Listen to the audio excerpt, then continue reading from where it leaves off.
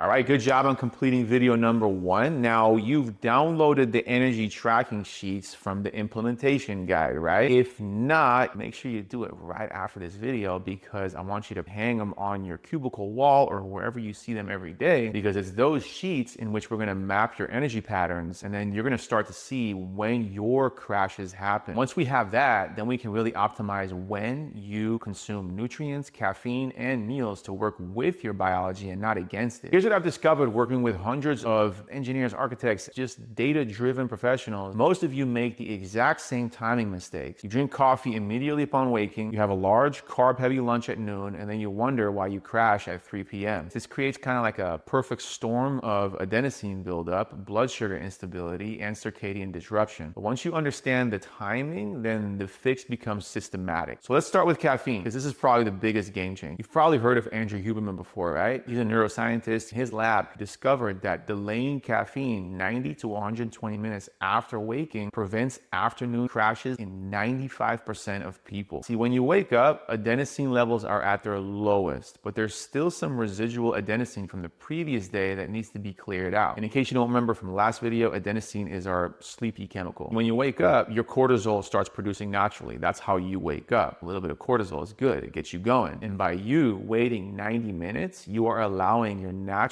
cortisol to peak and then clear out that adenosine completely. So the protocol becomes you wake up, then you hydrate first with 8 sips of water, and then 90 to 120 minutes later, that's when you have your first caffeine. And you want to cut off your caffeine 10 hours before your desired sleep time. Caffeine has a half-life of about 5 hours. So if you take 200 milligrams at 3 p.m., that means you still have 100 milligrams in your system at 8 p.m., which is why you can't sleep. In regards to when you should eat, your meal timing, that's literally just as critical. What I recommend for my own private clients is always pair your carbs with protein to slow the absorption down. You've probably heard this before. If you hit your calories and your protein, then the carbs and fats will automatically fall into place. But if you just eat carbs by itself, it's going to be very hard to hit your protein, and eating carbs by itself causes that food coma feeling afterwards. Now, of course, I don't know your age, height, weight, gender, and how active you are, but at the bare minimum, I recommend you get at least 40 grams of protein in at lunch. Outside of that, have some complex carbs and healthy fats. If you're wondering what complex carbs are, the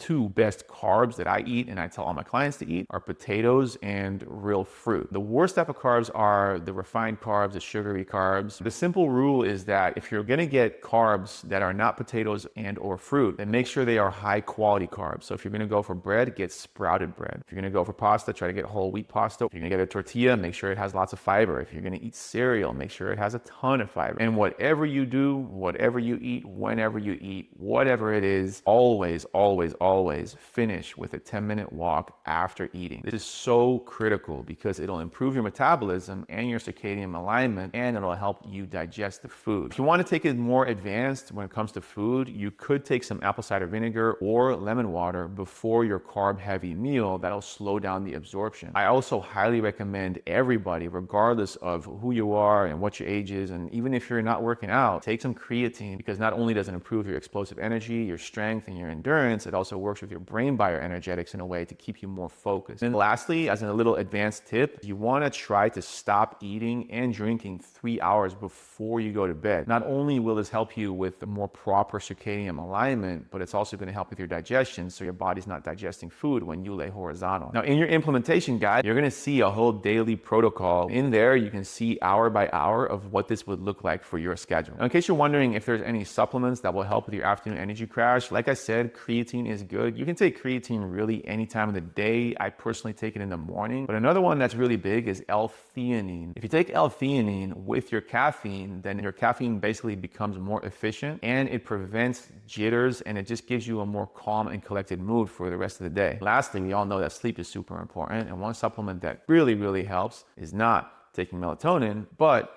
magnesium. There's a lot of types of magnesium. I have found myself and with my clients that magnesium glycinate is the best for deep sleep. With that said, I don't want to go too far into supplements here, especially when it comes to energy, because usually when people think about supplements when it comes to energy, they just think about caffeine, but it's more about how to use your caffeine and how to time it. What I want you to do is implement the 90-minute caffeine delay tomorrow. This is a big ask, I know, but once you accomplish this, I want you to pay attention to your overall energy levels throughout the day. Also, time your lunch using the formula I just gave you, add those post-meal walks, and track your energy levels for comparison with your baseline data. Complete this video by answering the questions right underneath it, and in step 3, we're gonna optimize your physical workspace for sustained energy instead of having it drain you all day. It's gonna be fun. We'll see you there.